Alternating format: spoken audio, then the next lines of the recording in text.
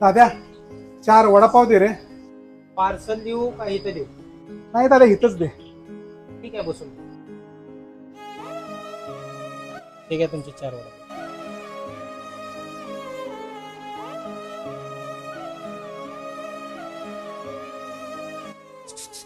असं का भोतासारखा खातोय? दादा गावाकडला मुलगा रे मी. दुधात भाकर कुस्करून खायची सवय आहे. इथं 4 वडापाव मला काय होणार आहे? अरे वडापाव नाश्त्यात खात असतात, तू जेवणात खातो काय?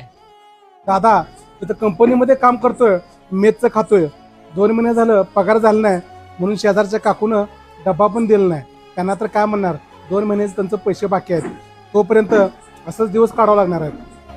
अरे हॉटेल रेस्टॉरंट मध्ये जायचं, पोटभर जेवण करायचं.